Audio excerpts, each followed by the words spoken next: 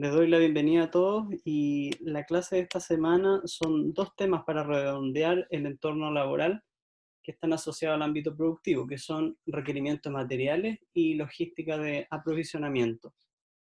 La primera, que tiene que ver con requerimientos de materiales. Para hacer un requerimiento de materiales, llámese de un proceso de prestación de servicios o de bienes, se hace un plan maestro de producción. El plan maestro de producción es una forma en cómo vamos a organizar la prestación de un servicio o normalmente la producción de un bien. Y estos planes, que se llaman planes maestros de producción, tienen que tener en consideración la cantidad de insumos, tanto materiales como no, de materia prima normalmente, los tiempos que van a tardar en que podamos contar con estos insumos. Tercero, que gobierna mucho un plan de producción tiene que ver con la estimación de la demanda. Y por otro lado, la estimación de la demanda está muy vinculada también a la capacidad de la fábrica de producir o de prestar un servicio. Y por otro lado, algo importante dentro de este plan maestro de producción es saber muy bien con qué inventario de producto terminado yo cuento, para no generar excesos de producción, básicamente. Respecto al planeamiento de requerimientos de materiales o MRP, esto fue concedido, como ahí dice, para mejorar la operación, puesto que cuando no se hacía esta estimación de materiales para un proceso, había normalmente muchos problemas para hacer un proceso continuo.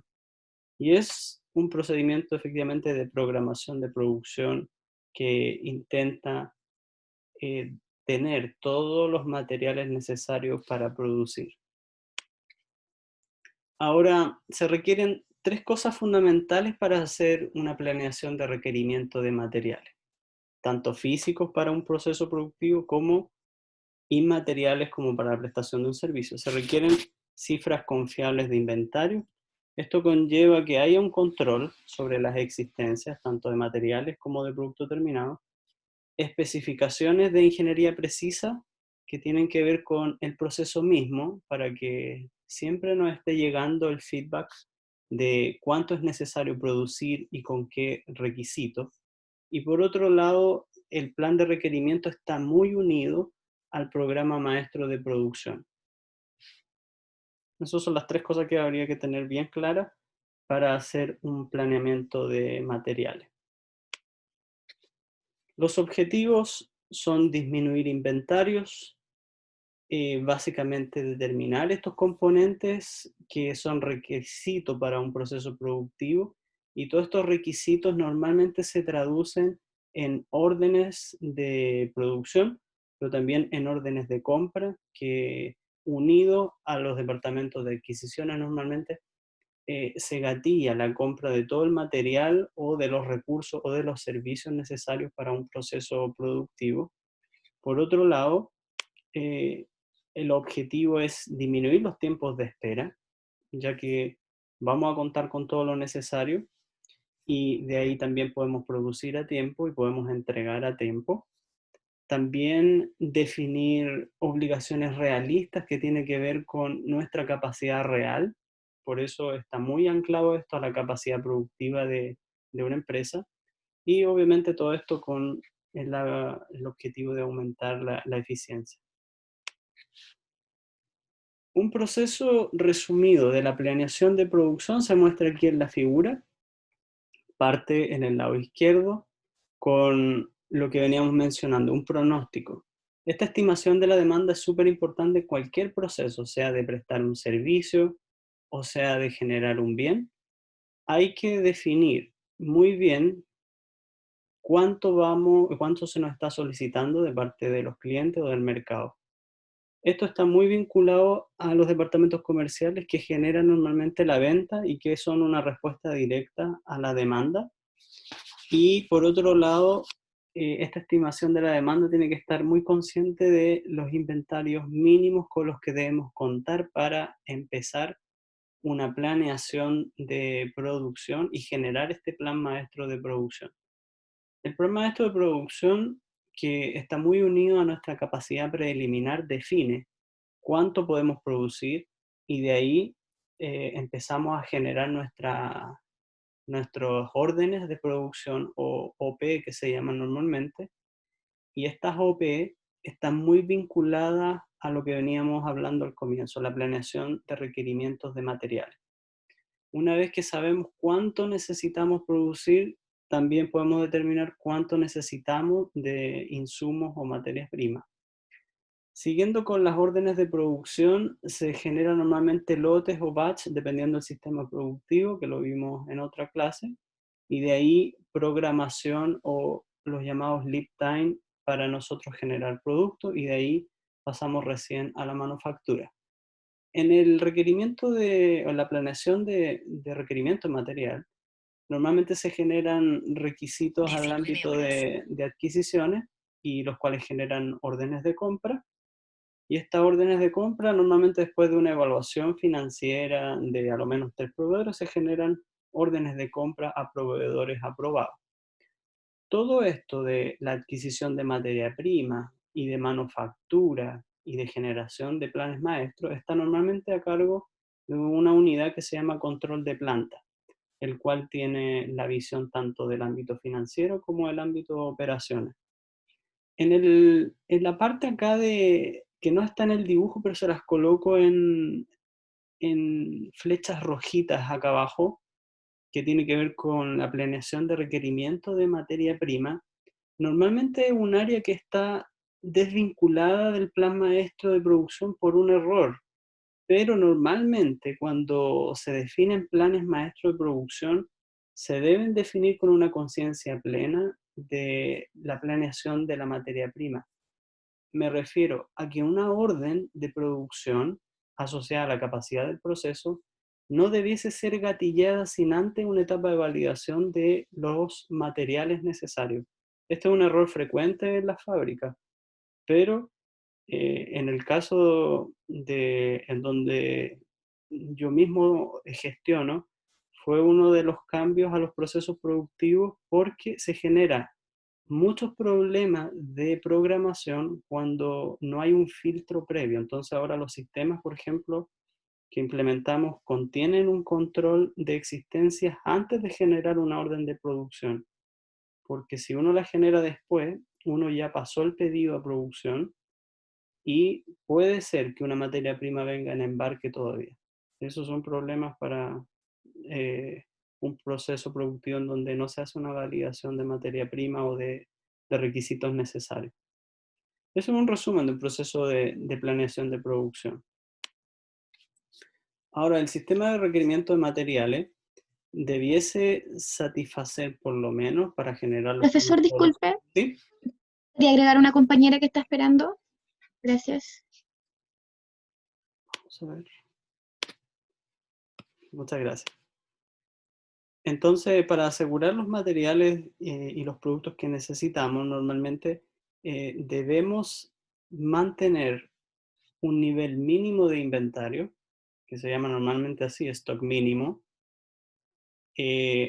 También debemos planear las actividades, tanto de fabricación, de entrega y de compra. Normalmente las compras están muy vinculadas a nuestra capacidad de producción y también a satisfacer las entregas que tenemos definidas. Y las principales fuentes de información de esta planeación de requerimientos de materiales están dados por este plan maestro de producción que define cuánto vamos a hacer. Los inventarios de otra fuente de información importante, tanto inventario de producto terminado como de materiales, y la lista de materiales que son necesarias para generar nuestros servicios o nuestros productos. Profesor, Sí, ¿cómo se establece o cuáles son los criterios, verdad, para llevar a cabo este inventario mínimo o estos críticos que también se establece en la empresa? En en la la, lámina anterior. sí. En la siguiente parte de la clase vamos a hablar de aprovisionamiento, pero el stock mínimo está muy asociado a una parte que está acá, que está aquí al comienzo, en el pronóstico. Cuando nosotros pronosticamos y estamos, supongamos, operando con una demanda conocida, llámese, sabemos cuántos clientes tenemos, cuántos productos necesitamos generar, normalmente eso nos determina también la cantidad mínima de todos los materiales y servicios que necesitamos para generar un producto terminado. Normalmente está definido así: cuántos clientes yo tengo y cuántos productos tengo que hacer, es cuánta materia prima necesito. Lo que normalmente pasa con definir stock mínimo es que se define ese número, pero se define también un margen que se llama stock de seguridad asociado al mínimo, que es el error de la variación de cuánto hemos ido necesitando en nuestros históricos. Para eso se hace una proyección de normalmente el último, en este caso donde yo estoy, normalmente tenemos una estimación basada en 36 meses, que es cómo se ha venido comportando la materia prima en cuanto a cantidad durante un tiempo de 3 años en nuestro caso, y de esa forma se van definiendo stock mínimos. Eso es una forma de estimarlo, el mínimo. De acuerdo, gracias. Que es la que he visto más normal, que se basa en un histórico y así uno tiene. La otra forma, y que no es menos importante, es el feedback desde el área comercial. El área comercial normalmente tiene una visión y compromisos con sugerencias de vender cierta cantidad. Si no se le informa al área de producción de que, por ejemplo, tienen pensado vender muchos más kilos de un producto y no le dan ese feedback al área de operaciones, van a quebrar stock fácil de cualquier estimación que se haya hecho, porque ellos plantean objetivos que obviamente después producción tiene que satisfacer. Esa es otra forma también de no errar mucho en el número. Y eso es súper importante, que ese departamento esté alineado al de operación. ¿Cuáles son los beneficios de hacer una planificación de requerimientos de materiales? Bueno, varios son los beneficios, entre ellos la rotación de inventario.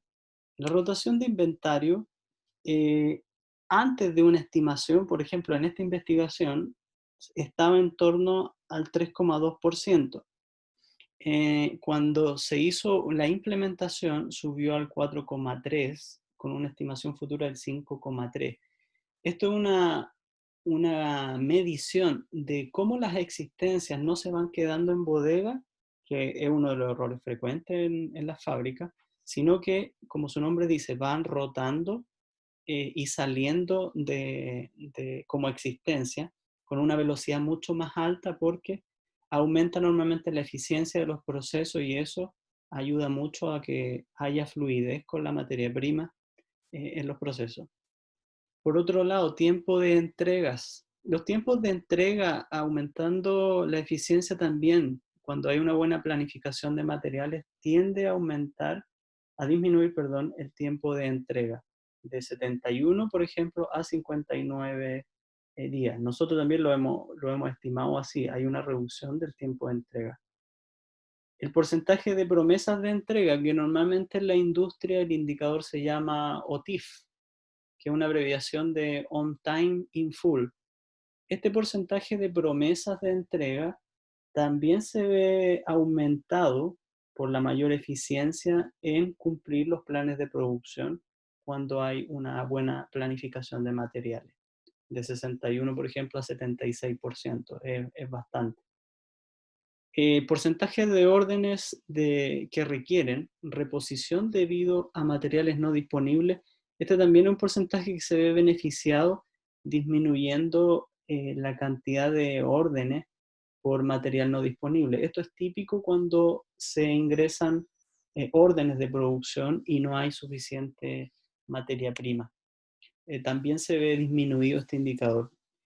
Y el número de expeditadores, esto tiene que ver con la cantidad de veces que normalmente tiene que salir logística a despachar, también se reduce cuando hay mayor eficiencia en la planificación de materiales.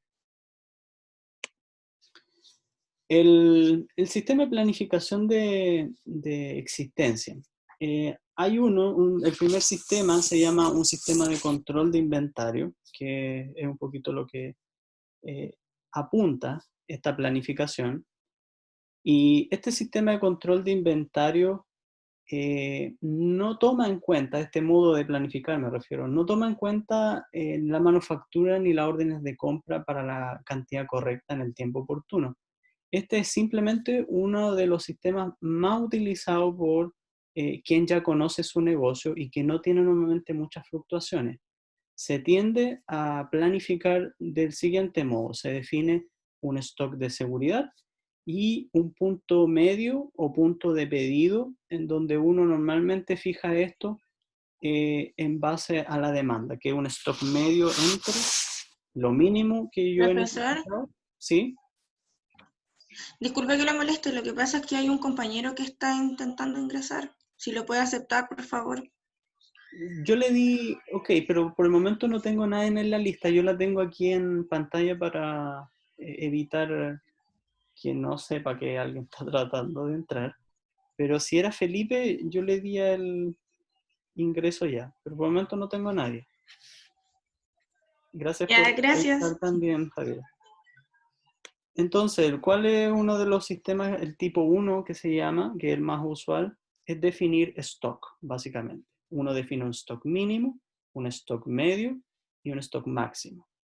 Y uno, cada vez que llega al stock de seguridad, dispara órdenes de compra al ámbito de adquisiciones para restituir los stocks máximos.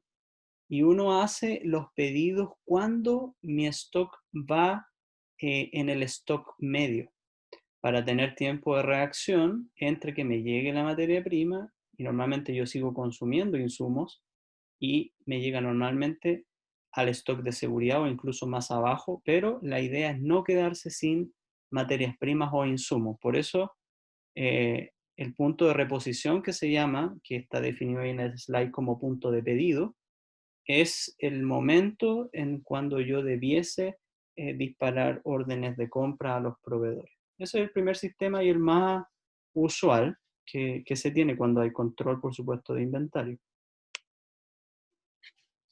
Asociado al tipo 1, hay un sistema de control de inventario bien conocido que se llama Kanban, que es una palabra japonesa.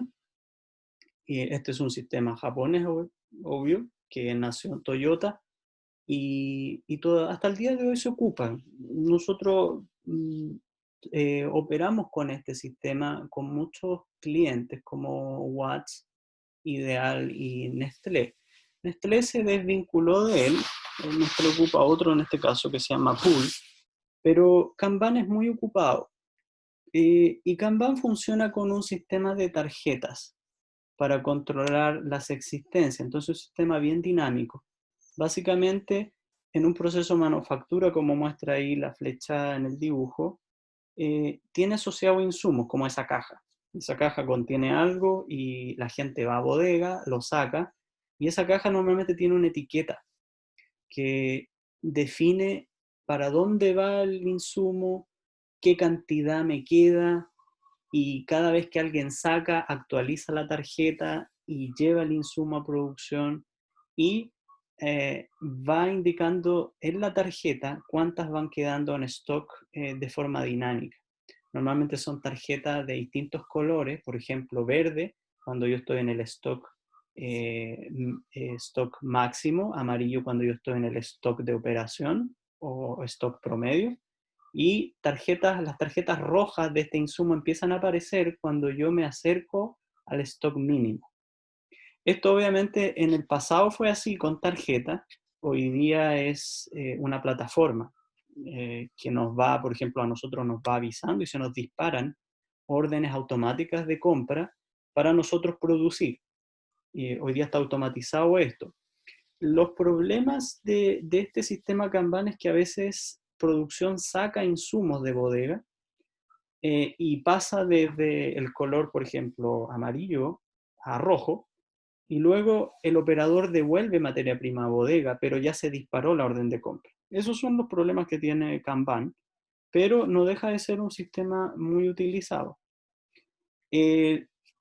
Un ejemplo de esta tarjeta, por ejemplo, de Toyota, que hace partes de auto, por ejemplo, se ve como esto.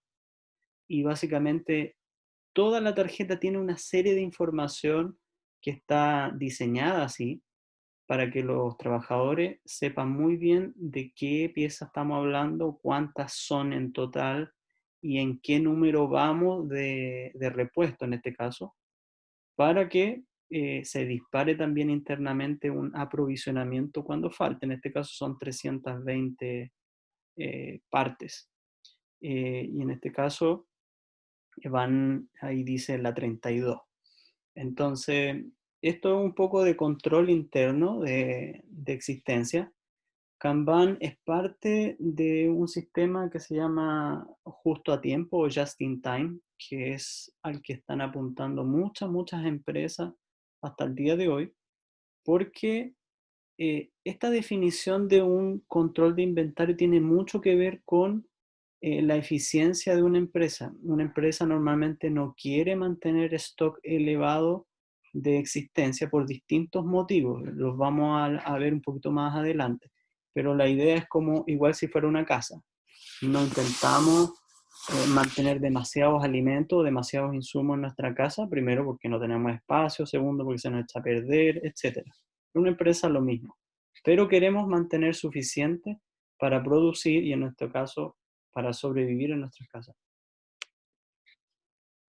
Tipo 2, este es otro sistema de control de producción de inventario, pero el tipo 2 es un sistema que es un poquito distinto. Básicamente controla los inventarios y la capacidad de manufactura. El tipo 1 no controla, no hace esta reposición en función de la capacidad de manufactura. En este otro sistema sí. Entonces, básicamente se dedica este sistema a ir verificando si tenemos capacidad suficiente de producción o no para ir reponiendo existencia.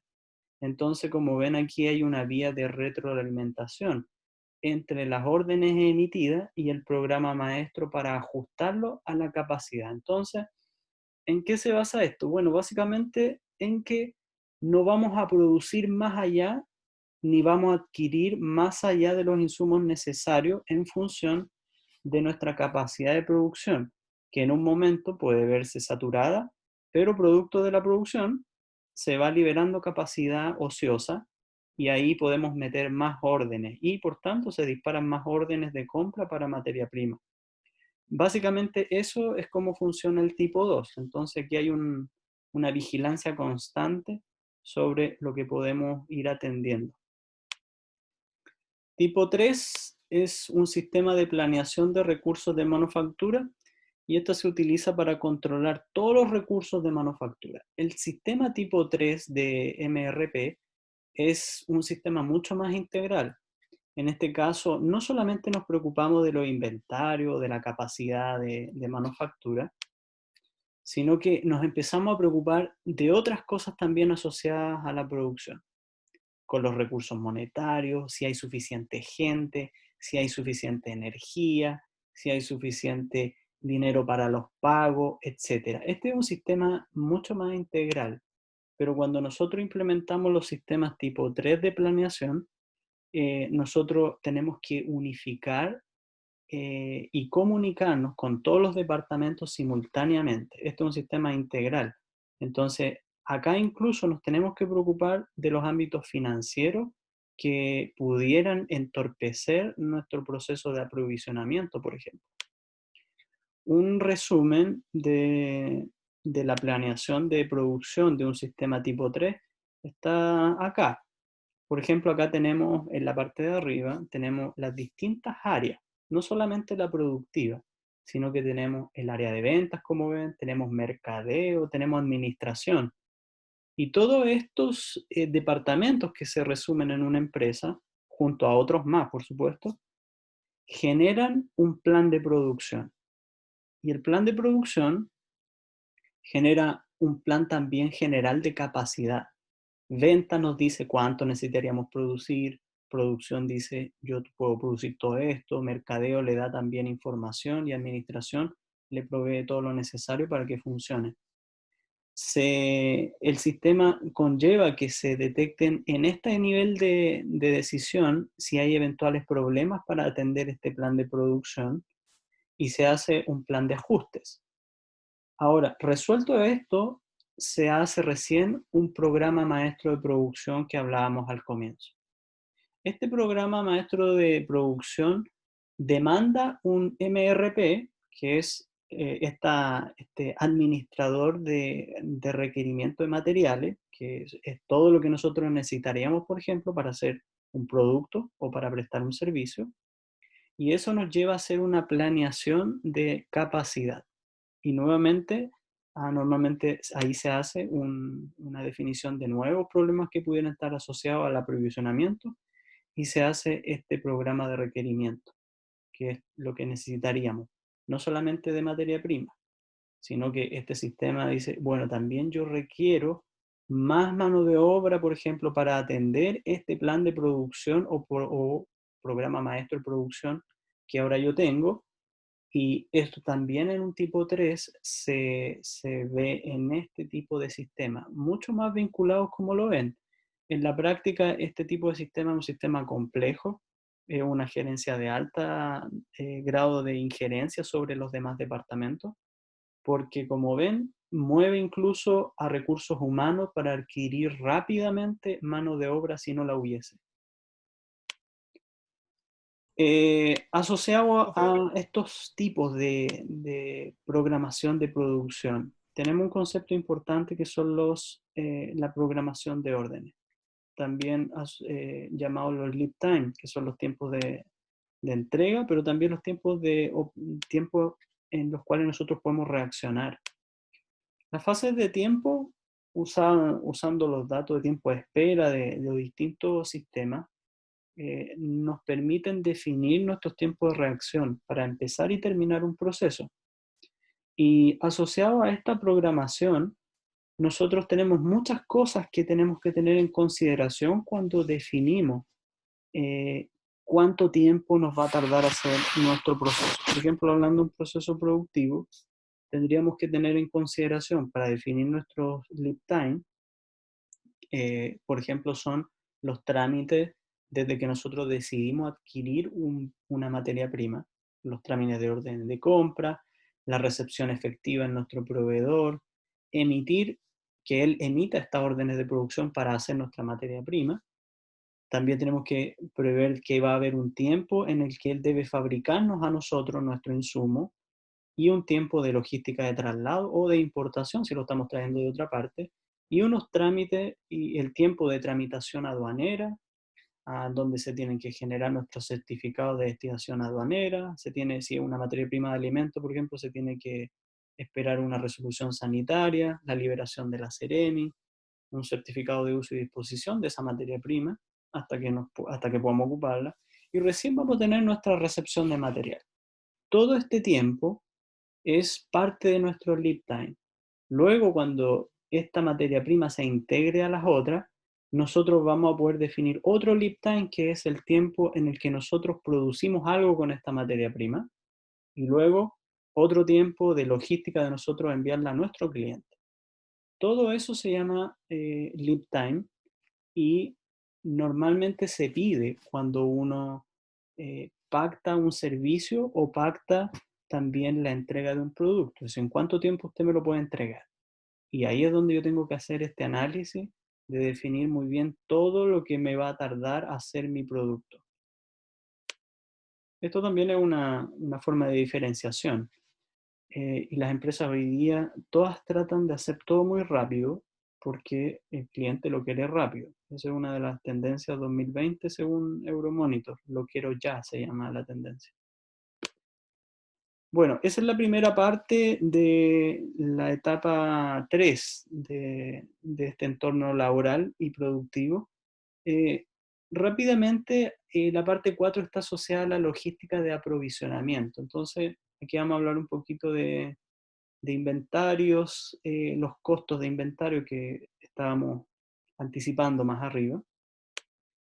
Y inventario. Bueno, primero una definición. son entonces todas las existencias de cualquier artículo o recurso, tangible o intangible, en el caso de los servicios, que utilizaría una organización. Y este sistema de inventario entonces son esta serie de controles, de monitoreo de los niveles de estas existencias o de artículos que nos permiten desarrollar nuestro proceso. Entonces, esto es muy importante porque es parte de los activos de una empresa, y una empresa siempre que no tiene conciencia de su inventario normalmente tiene muchas ineficiencias porque o le falta o le sobra mucho. ¿Cuáles son los objetivos de una logística de aprovisionamiento? Bueno, mantener independencia de las operaciones y cierto nivel de flexibilidad para que producción pueda operar sin tantas dificultades.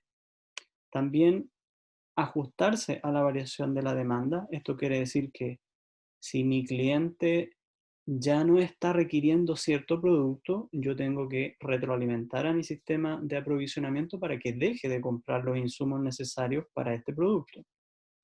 Por otro lado, el objetivo del aprovisionamiento es dar flexibilidad en la programación de la producción, que está también advertido más abajo. Por otro lado, en dar seguridad para la variación de las entregas de las materias primas. Esto tiene que ver con tener realmente todo lo necesario para hacer los productos. Y por otro lado, sacarle provecho al tamaño del pedido de compra económica. Esto es el concepto de economías de escala. Normalmente cuando nosotros nos aprovisionamos la cantidad justa y necesaria, también reducimos la cantidad de traslados de camiones moviéndose, o también podemos adquirir materia prima o servicio a costos mucho más competitivos si, por ejemplo, adquirimos volúmenes importantes, sabiendo que los vamos a ocupar, por supuesto. Esos son los objetivos en general de una buena logística de aprovisionamiento.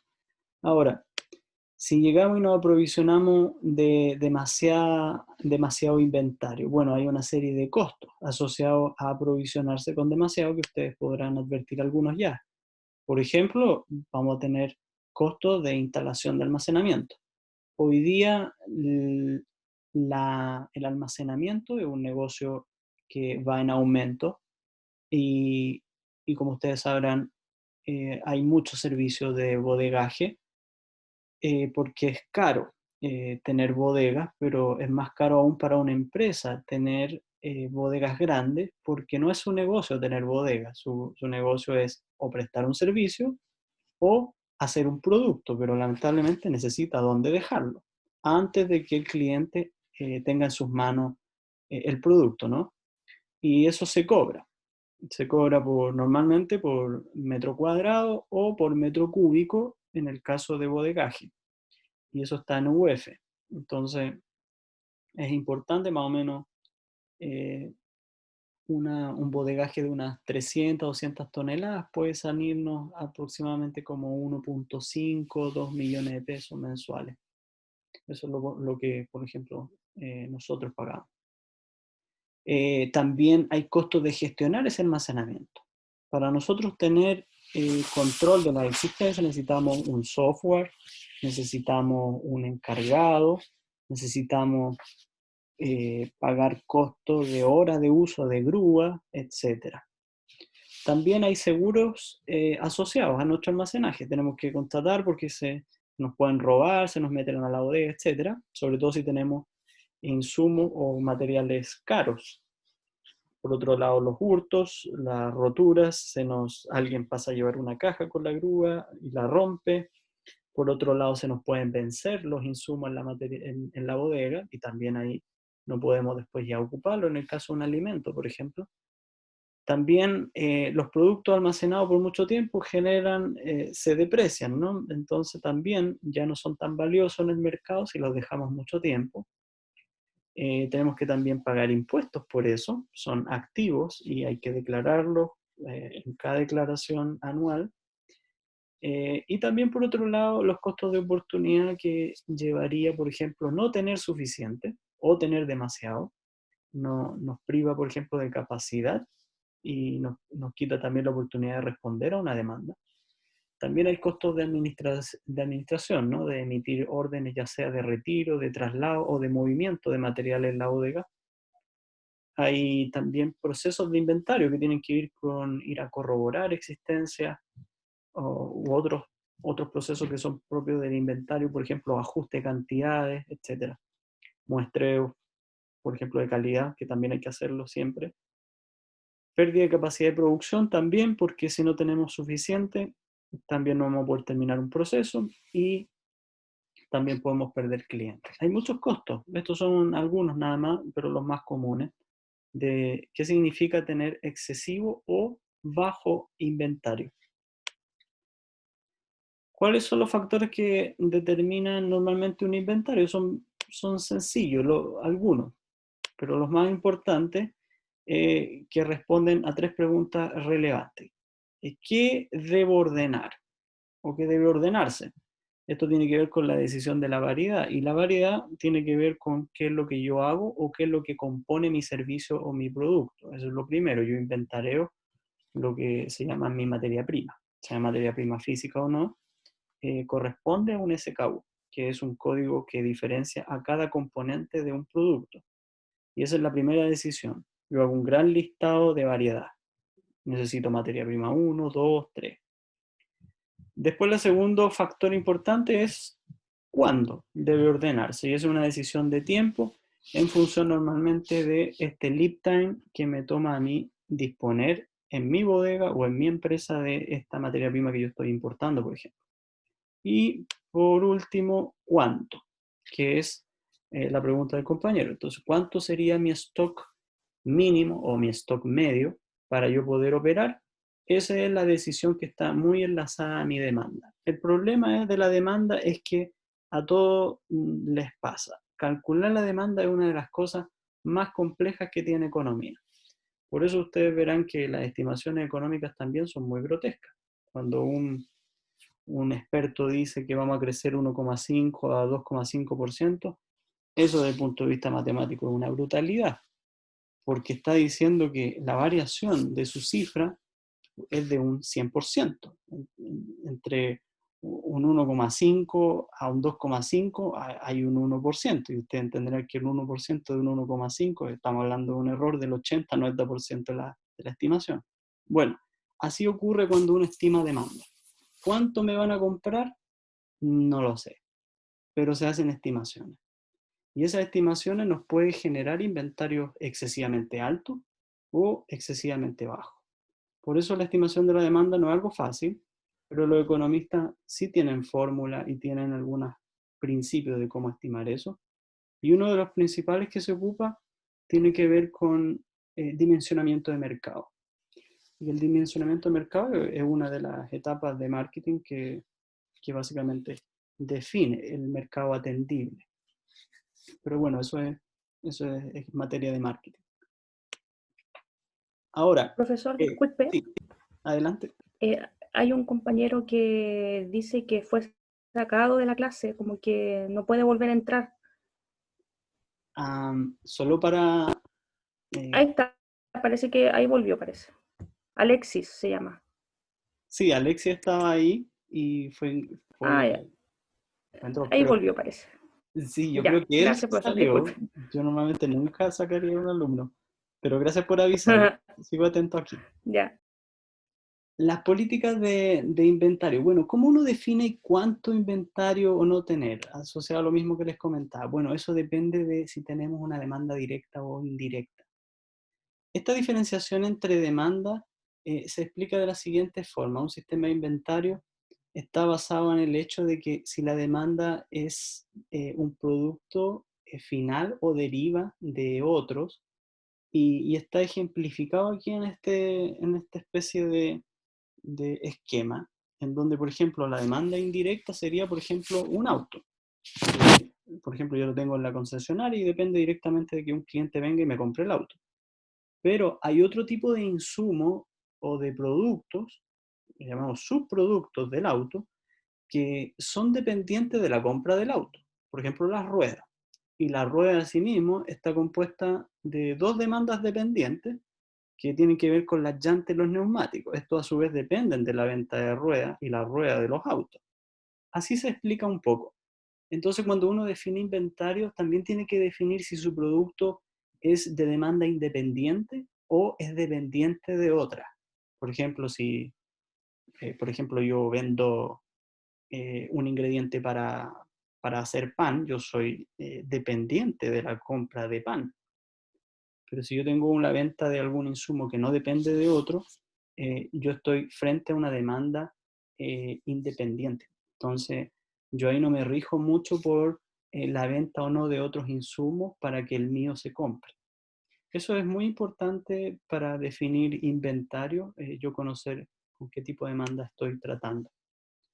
Pasando a otro tema relevante del aprovisionamiento, tiene que ver con los dos sistemas más usados de revisión de inventario. Existe la revisión periódica, que por ejemplo es una de las también muy ocupadas, yo diría de las más ocupadas, que básicamente se define un periodo de tiempo, llámese un mes, una semana, un año, nunca tanto, a excepción de productos con baja rotación.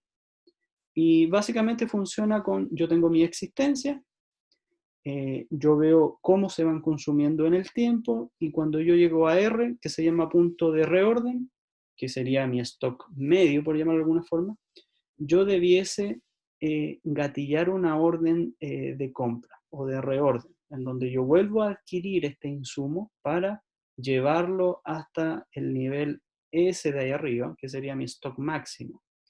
Y mientras mi insumo sigue siendo consumido, yo tengo tiempo de reacción para que me llegue el insumo y yo pueda restablecer mi inventario.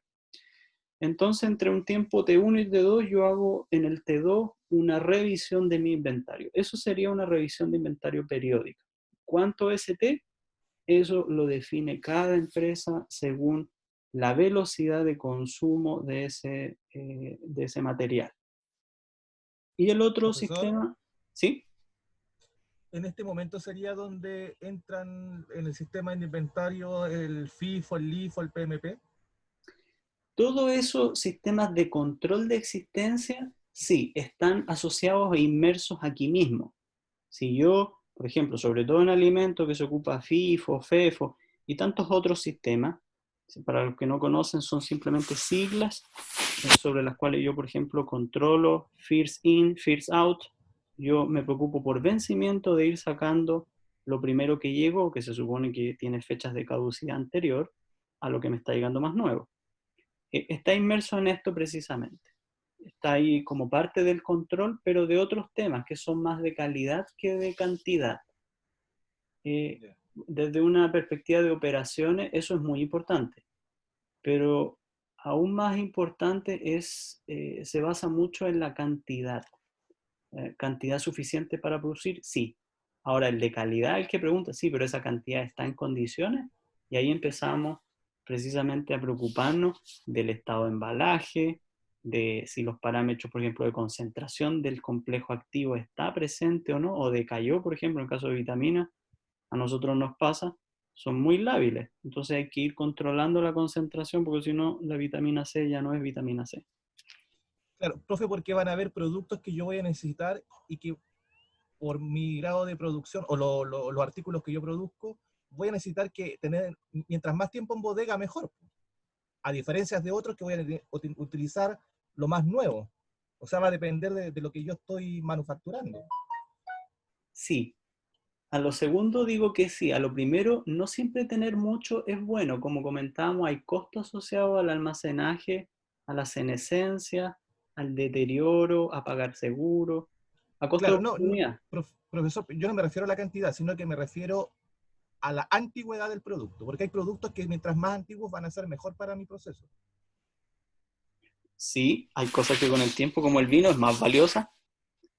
Claro, a eso me refería, cosas como esa, por ejemplo. Ah, sí. Sí, hay cosas que es bueno mantenerlas. De hecho, alguno del negocio es mantenerlo almacenado. Sí, eso es cierto. Bien. La otra forma de revisión es la revisión continua. Estos sistemas normalmente se automatizan mucho más que alguien esté viendo la planilla. Y a propósito, todos estos sistemas de inventario, hay muchos ERP que que son los software que las empresas ocupan, que se basan en estos principios, pero que el control ya hoy día es muy automatizado, y para eso está varios proveedores y varios desarrolladores de soluciones de control de inventario, ¿ya? Entonces no es algo que alguien esté, pero todavía se ocupa, que puede ser simplemente una planilla o puede ser un sistema automatizado. Ahora, los sistemas automatizados obviamente requieren más entrenamiento, es más inversión inicial, pero mantiene un control mucho más exhaustivo. Pero ahí hay que implementar RFID, hay que implementar códigos de barra, pistolas en las bodegas para escanear y etiquetas con distintas indicaciones ahí para ir controlando realmente la existencia. Bueno, la revisión continua, como su nombre lo dice, es básicamente que se controla el inventario continuamente, y aquí también hay un punto de reorden, pero la cantidad de reorden, cuando llegue aquí donde le puse la flecha R, se ordena una cantidad fija, que se llama Q, es la cantidad de insumo que yo necesito, y en esta política es una cantidad que básicamente toma en consideración mi stock mínimo, más mi cantidad de reorden para llevarlo a este stock funcional, y ves que yo baje de eso, yo vuelvo a disparar una cantidad fija, siempre manteniendo un stock de seguridad de cada insumo. Y bueno, para ir terminando, las cantidades de inventario, existen modelos estáticos que se usan por demandas uniformes, que durante un horizonte de planeación, y por otro los dinámicos, que aquí en este caso es cuando nosotros nos enfrentamos a demandas con mucha incertidumbre, y por tanto son demandas irregulares. Y esto tiene que ver con la moda, con las tendencias de mercado, etc. Normalmente, ¿dónde está la mayoría del mercado? Acá, en este tipo de modelos dinámicos. Aunque hay cosas que siempre están comprándose, no siempre a una cantidad ni en una frecuencia constante. Normalmente los mercados son dinámicos.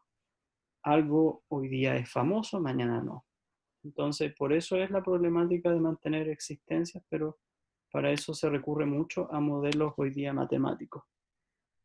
Esos son los dos temas que quería transmitir para ir redondeando, y ya con esta semana terminar la exploración del entorno productivo, que es el objetivo de la unidad 2, terminando la próxima semana con empleo y empleabilidad. Entonces, ahora, ¿qué vamos a ir a hacer? Va a ser ir a ver qué está pasando con las competencias de los profesionales de la educación técnico-profesional en el mercado, y cuáles han sido los aspectos o brechas más importantes que han detectado los consejos asesores del presidente, y que quiero que ustedes los conozcan, porque la próxima semana vamos a hacer algo aplicado. Significa que ustedes, leyendo como lectura de esta unidad, las bases curriculares, que yo se las puse acá, que es el decreto 220, pero que también es un documento que anda ahí en el disco Drive también dando vueltas, que yo vi que ustedes ya lo tenían, pero si no se los voy a subir, que es un resumen de las bases curriculares, que creo que se llama, sí, se llama así, bases curriculares, formación diferenciada técnico-profesional, que ese se los proyecto de inmediato, que yo creo que varios lo han visto ya, bases curriculares. Entonces, ¿qué hay acá? Bueno, aquí está definido lo que el gobierno define que debiese enseñar cada especialidad. Entonces están las especialidades que muchos de ustedes enseñan. Por ejemplo, especialidad gastronomía, está definido que hay 2 menciones, cocina y mención pastelería y repostería. Y cuando avanzamos en el texto, se definen los objetivos, acá. Aquí, por ejemplo, dice... bueno, estos son los generales, vámonos al de una especialidad. Esto lo vamos a ver la próxima semana con más calma. Pero aquí dice que el estudiante del perfil de egreso de contabilidad debiese tener estas competencias. 1, 2, 3, son 7. Ahora, estas 7, lo que vamos a ir a hacer es que es conforme al plan de estudio que ustedes tienen en su organización, ustedes van a ir a ver el grado de correspondencia y si se está o no desarrollando o logrando, a lo menos documentalmente, que el alumno salga con estas competencias. Ese estudio de brecha lo vamos a complementar con esta lectura, pero también les voy a enseñar una herramienta que para mi gusto es muy buena, que se puede manejar de forma online y que es la aplicación de, va a sonar raro, pero son matrices booleanas y es un modelo matemático que les va a ayudar a ustedes a definir variables estratégicas de alta influencia de su programa de estudio. Entonces eso lo vamos a ver la próxima semana. Es un modelo desarrollado por el doctor, un doctor francés que está ahí para uso en línea y básicamente vamos a hacer un ejemplo práctico para que ustedes puedan hacerlo con su propio programa. El software es gratuito, por suerte, y el software también entrega un reporte haciendo un puro clic. Está automatizada la generación del reporte, así que si ustedes un día necesitan hacer un reporte de análisis de influencia y dependencia de variables, van a ver que ustedes se van a demorar 5 minutos en hacer eso, una vez que hagamos la matriz. Pero eso lo vamos a hacer la próxima semana. Yo solamente les doy un feedback de lo que vamos a hacer la siguiente y la siguiente. Y con eso terminaríamos la unidad 2. Y entonces, para dejar en claro, yo voy a subir hoy día la clase que hemos grabado hasta el momento, el documento que se llama Bases Curriculares, para que ustedes puedan ir ya leyendo. ¿Qué vamos a hacer? Cada uno lea su especialidad. Ahora, si quiere leer todo el texto, bienvenido, léalo todo. Pero en el caso del decreto 220 son como 120 hojas. Yo le recomiendo lea lo que el gobierno le pide a su especialidad para que usted no se enrede en todos los objetivos y no va a recordar tanto. Y el de bases curriculares, que es un resumen, es eso. El ministerio bajó esa información del decreto para hacer más sencilla la lectura. Y después usted va a tener la tarea de ir a su institución y usted mismo ver su programa de estudio. Si usted enseña gastronomía, para seguir con ejemplo, usted vea si ese programa atiende o no a desarrollar las competencias que el Ministerio de Educación dice que debiese tener el alumno. Eso va a ayudar mucho a que usted vea por qué hay a veces brecha con el perfil de egreso de un estudiante. Eso es entonces la clase de hoy día. Espero le ayude y si alguien tiene alguna duda, por favor, coméntela antes de terminar.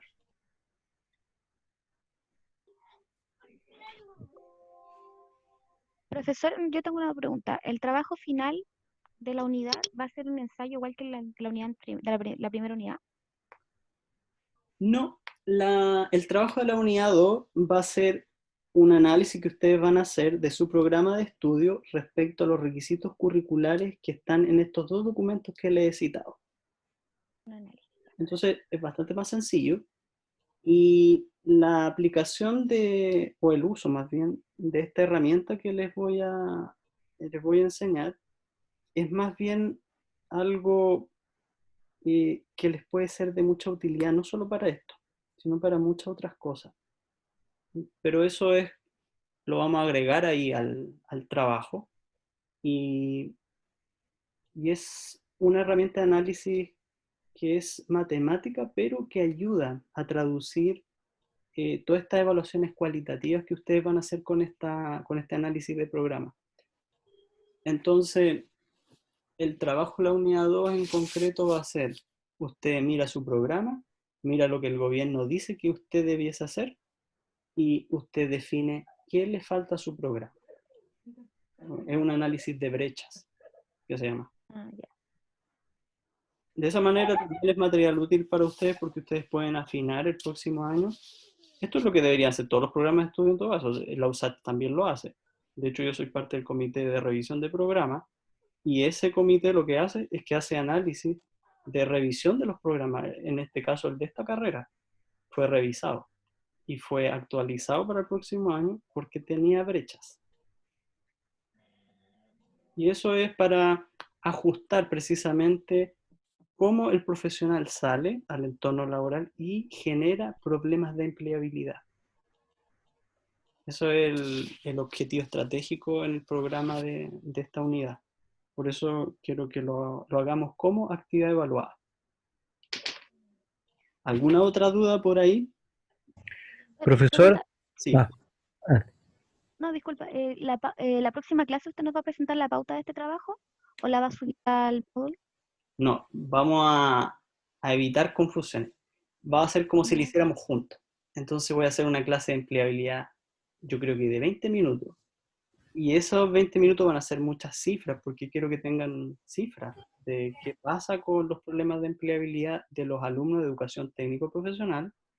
Y después vamos a destinar el tiempo a ir revisando cómo va a ser y de qué se trata la actividad evaluada de la unidad 2. Gracias, profesor. ¿Está bien? Sí, Muy bien. gracias.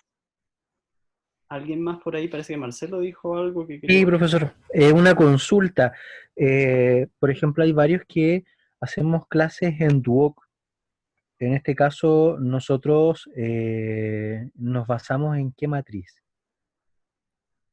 ¿Enseñan alguna especialidad en particular, no? Sí, claro, sí, claro. Yo, por ejemplo, estoy en la escuela de informática y telecomunicaciones. Muy bien. Entonces, usted tomará la de esa carrera o de esa asignatura que usted realiza ahí. Pues, voy a inventar, suponga, si usted es de comunicación, no sé, redes y cableado. No sé si existe todavía eso, pero No existe. ¿no No, existe? no existe, no existe. O sea, como tal, ya avanzó a fibra óptica. Perfecto, entonces fibra óptica y qué sé yo, y todas esas cosas. Entonces usted enseña fibra óptica, supongamos, y ese usted tiene un programa de estudio de esa asignatura, ¿cierto? Sí, claro, sí, claro. Tenemos programas de cada asignatura, tiene en el fondo un PIA que se le llama, que es el plan de interacción. Ya. Entonces va a tomar ese programa y vamos a ir a ver cómo ese programa está o no coherentemente desarrollado con los requisitos que el Ministerio de Educación pide. Y Ok. para eso usted lee el documento de requisitos curriculares, que lo vamos a subir al entorno virtual, y usted va a ver si efectivamente esta unidad temática contribuye al perfil de egreso que el Ministerio de Educación pide. Mm, Ya, pero en este caso, profesor, mi alcance es por eso mismo, porque, por ejemplo, en el área de lo que pide el gobierno, lo pide para colegios técnicos profesionales y no alcanza a verse, por ejemplo, en educación superior, porque yo, por ejemplo, imparto un ramo de ciberseguridad, entonces eso todavía no se ve en enseñanza media. No, me parece muy bueno entonces el alcance. ¿Qué vamos a hacer en ese caso? Bueno, vamos a hacerle un servicio muy customizado. Usted va a tomar el programa general de su asignatura Ujú. y vamos a hacerle un análisis de brecha a ese programa respecto a la asignatura que se enseña. Fantástico. Ok. Entonces, usted, por ejemplo, el perfil de egreso de, ¿cómo se llama la carrera a propósito? En Informática, ¿no? este caso, la carrera se llama, por ejemplo, ingeniería en redes computacionales en el fondo. Ese es el nombre vulgar, por decirlo así, fuera de lo que aparece en la licencia. Perfecto. Entonces, ingeniería en redes computacionales, ¿sí? Sí, Ya. Entonces usted tiene una serie de asignaturas asociadas a esa carrera y tiene un perfil de egreso, ¿cierto? Usted dice que el claro. profesional ingeniero tendrá competencias para bla, bla, bla, bla, bla. Entonces usted toma ese perfil de egreso y usted va a tener que tener acceso a estos programas de cada asignatura. Y en función de ese análisis, usted va a decir, mira, yo tengo acá esta asignatura y hay una aquí que no sé por qué la estamos enseñando, pero estamos llenando horas cronológicas porque no ayuda al perfil de egreso. Por otro lado, va a detectar que en su perfil de egreso usted promete algo que no está abordado por ninguna asignatura, supongamos, Ujú. que a veces pasa. Entonces usted va a decir, aquí tengo una brecha. Ok. Ese análisis o reflexión sobre su programa, claro, no lo va a hacer a la luz de un requisito normativo del ministerio, porque no existe para la ingeniería hoy día, a excepción del Colegio de Ingenieros de Chile, que tampoco estaría porque reconoce solo 8 ingenierías.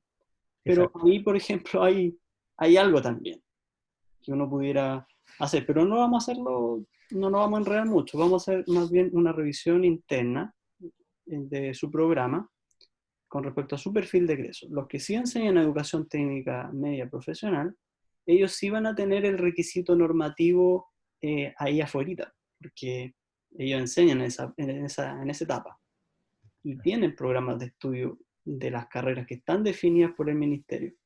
Mm. Pero me parece muy bueno el comentario, Marcelo, porque, como usted me dice, hay varios compañeros que están en esa situación y lo vamos a hacer de esa forma. Ok, gracias, profesor. ¿Alguien más tiene algo que quiera compartir para resolverlo inmediato? Muy bien, entonces, deseándole que todos estén bien y que sigan con salud todos y sus familiares y todo, yo me despido y nos vemos la próxima semana. Ok, profe. Nos vemos. Gracias, profe. Nos vemos. Que Gracias, estén bien. profe. Chao, chao. También, profesor. Chao, que estén bien. Que estén bien, hasta luego. Chao, chao.